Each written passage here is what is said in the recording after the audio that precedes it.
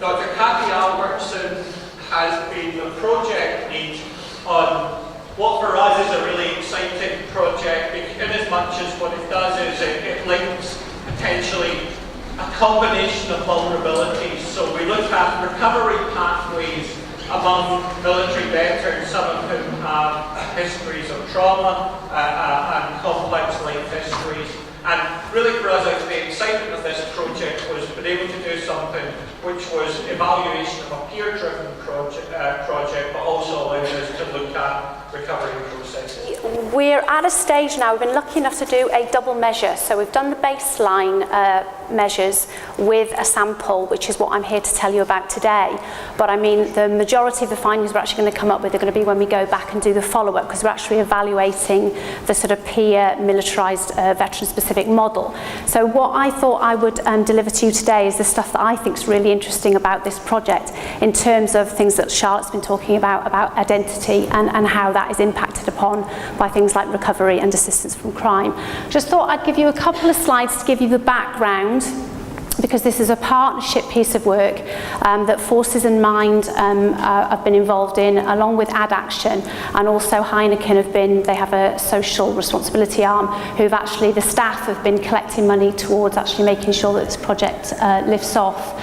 And basically the project was actually started here in Sheffield, so that's obviously a real big up for the city too.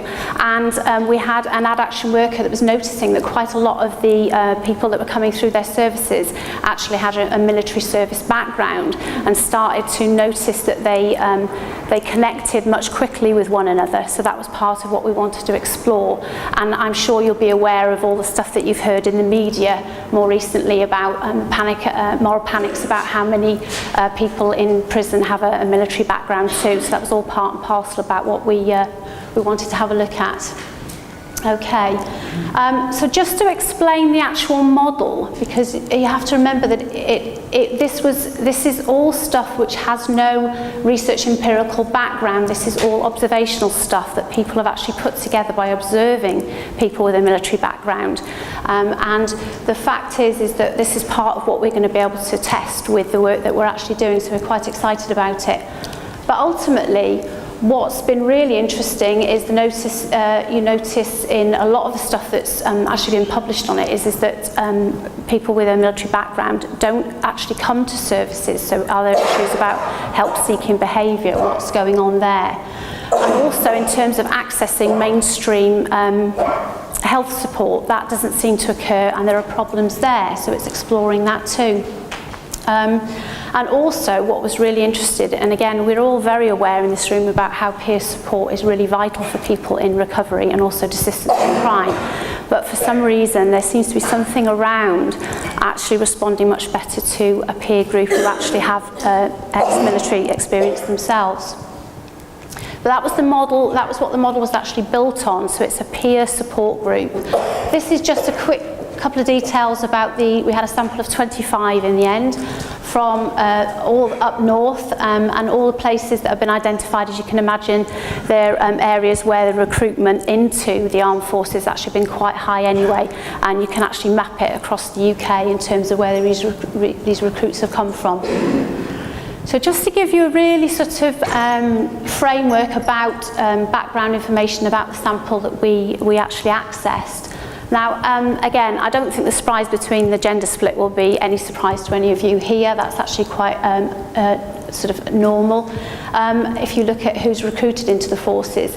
But what's quite interesting is the age of the participants, because if you know, basically a lot of people join the military quite young, sort of 17, 18 years old.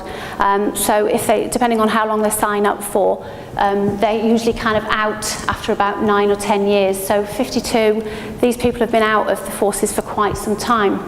So again, no surprise, generally a lot more people from the army, but we did have a couple in the Navy, 2 in the RAF, and 1 who was in the military police.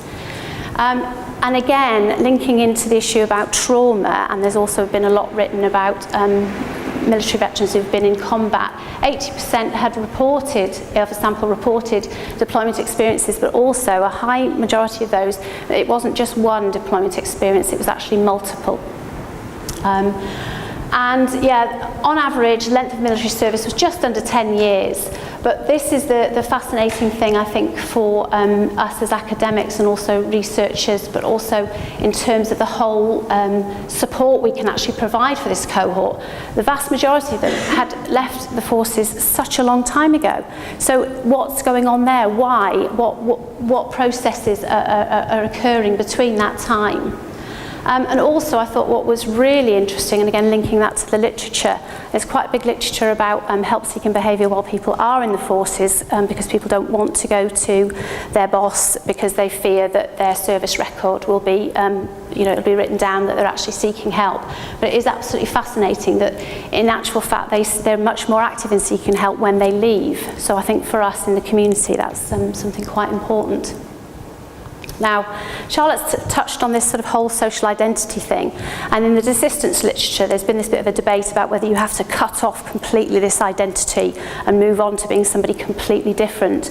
Well, again, I think the veteran cohort give you a really good case study to explore all of this, because ultimately the change in identity that we're talking about is very much linked to the sustainable recovery literature to social networks and groups. However, the group that we're working with have already had quite a close and intimate relationship with a social network. So again, I think that's absolutely fascinating.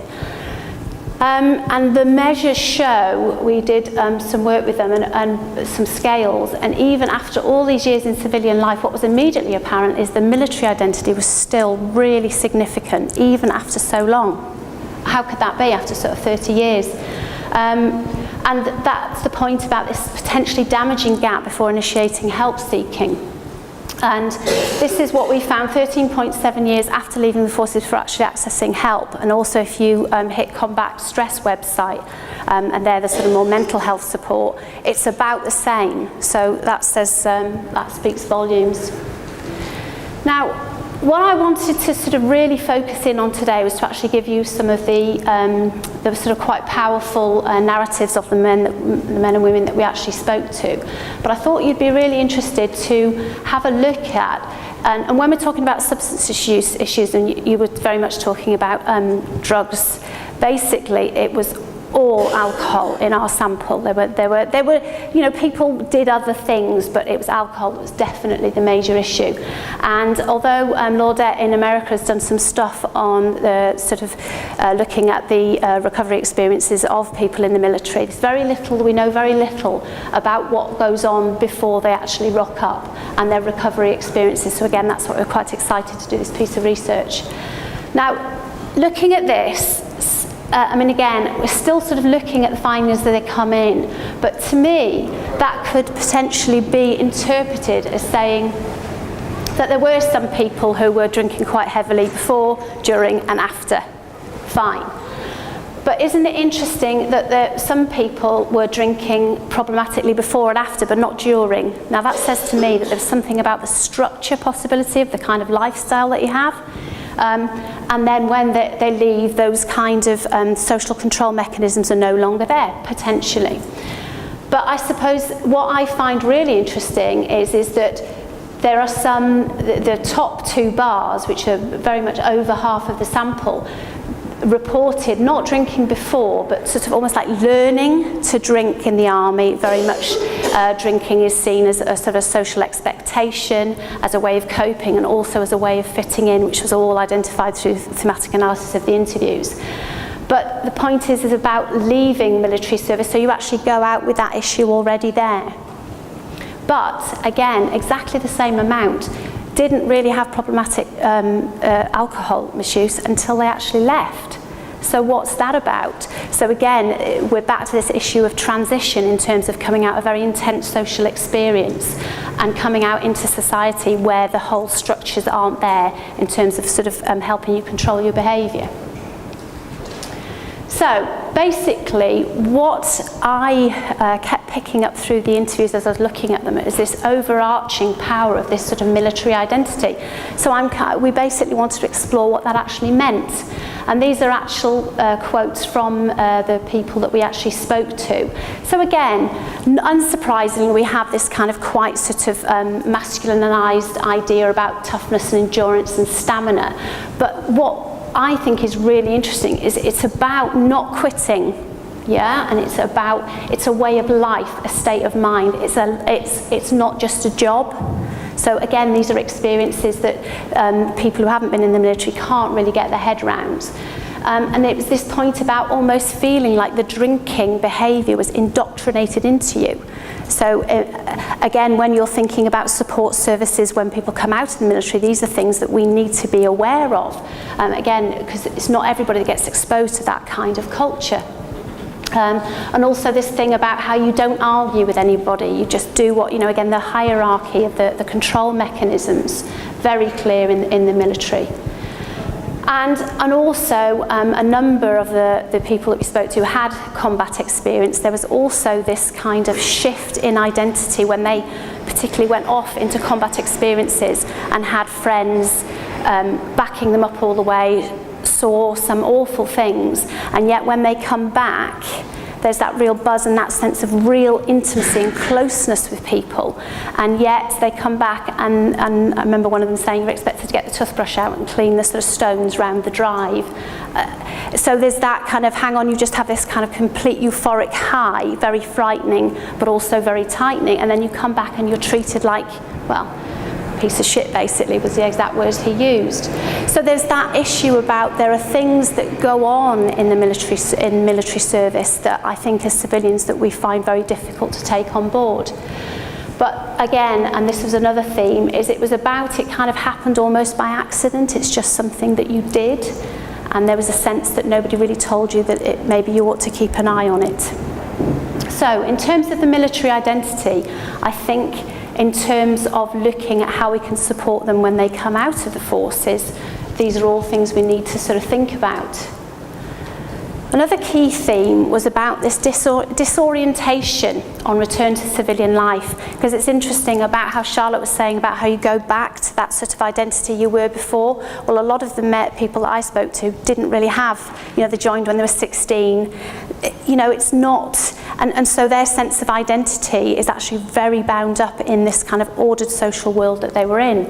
But the point is that these are people that are talking almost 30 years later. It's all quite well recorded about how the first few months out of the military is this disorientation, but some of them, well, the vast majority of them, are still talking to me about how they felt completely out of place, about how they never felt they really fitted in. And there's also this thing about this sort of mismatch, because although they've been highly qualified and very much in a high privileged status job in the army when they come out, in the forces, when they come out, there is the civilian equivalent isn't there. So in terms of their identity, in terms of the jobs they do, they end up working in a factory when they can, got loads of sports qualifications and speak loads of languages. Again, how does that impact on how you feel about yourself and your place in this world? And another theme that kept coming out is about relating to other people, because they reported feeling quite out of the loop, and it's almost like their expectations of the social interactions that they have in civilian world totally mismatch what they've been used to before in terms of respect and all sorts of things. And again, this camaraderie and feeling that they'll never be able to match that really intense, intimate relationship that they had before. Okay, now, when the research team went in, I was very keen to actually speak to the experts as far as I'm concerned, because I'm sure must be a bit annoying when all these professionals rock up and say, I know what's best for you. So it was part of what we did was said, well, what do you think? What do you see as being, what do you need to live a fulfilling life? And again, a much more sort of holistic approach to what is it that you need. Now, I've shown you this because we asked them about the barriers. And I just thought you'd find this really interesting, again, linking into the stuff that I've talked about, incompatibility of military culture and civilian community. But also, they were freely admitted that their own military conditioned responses actually sort of stopped or got in the way of their attempts to, whether it's employment, recovery, all the relationships, all those sorts of things. And again, the conditioned responses that were in the quote before about never quitting, not asking for help, doing what you were told and just going ahead and doing it. And they felt very much so that their substance misuse and there were some mental health issues. And I mean, the sort of lack of access to finances, because again, their job roles were not seen as equivalent when they came out to civilian, all really got in the way. Okay. Now, I suppose, again, linking back to this discussion of kind of identities and whether you go backwards or forwards or what have you, I suppose, again, looking at this sort of sense of belonging that you pick up from the people that we actually worked with was utterly fascinating, because in some senses what the Right Turn project does is actually takes a much more strength-based approach rather than deficit approach to kind of social identity and how you go in and you assess it. So the fact is that it was reported by many of the interviewees, this sort of sense of social isolation, and they actually reported that the Right Turn project actually made them feel like they were much more part of the community again. And also this thing about having the same experiences as them and how it seems to have helped. And there's also this issue about veterans bonding really quickly. It's not sort of like individual people. These aren't people who they've been off to war with and it's Joe, Sam, Phil and Jake. It's actually applied to everyone within the forces, not just the people in your regiment. It's everybody who's had that very different experience. Again, this very collective experience. I mean, can you imagine working so long in an environment where you're actually there to serve others and your individual needs are kind of reduced in the sense of actually working towards something as a community, feeling you've got a sense of purpose. And then one chap was telling me about how he got his first job when he came out, and he said, I couldn't believe it, everyone's just out for themselves, you know, and it's sort of getting their head round how it's so incredibly different. So the point is about what I think is really powerful and really interesting about this project is actually kind of tapping into this military experience and actually saying this should be a social capital asset, and that is what the Right Turn project is aiming to do. And as I've said, the sample was quite a broad one, but we had actually got a couple of ex-servicemen who were actually now recovery champions. And again, I think the further they were down their recovery journey, the much more sort of effective they were in reflecting on their experience. And I just thought you'd appreciate seeing this, because this chap actually compared the fact that he'd actually been through a non-veteran specific recovery service, but the fact is that he thought that in terms of actually getting the ex-veterans together to help each other, and I think they find it much easier to say to each other, I need help, and they don't feel sort of it impacts negatively on their identity there with people that actually understand them. But again, it's trying to express this. It was almost like this spiritual bond they were talking about, and I love the way he said about this sort of power happening in those rooms, and being lucky enough to actually witness that. You know, I felt very honoured to be there, and I still feel that there is, in essence, something to capture about what actually happens in the project, because what you see happening is absolutely fascinating, and yeah, really interesting project. So what we will be doing is going back and taking measures, because we've done all sorts of health and well-being measures and recovery capital, and using David's recovery measures to see in terms of whether or to assess how much this kind of quite distinct peer group methodology actually helps with this cohort. So hopefully be back to tell you that in the future. Any questions?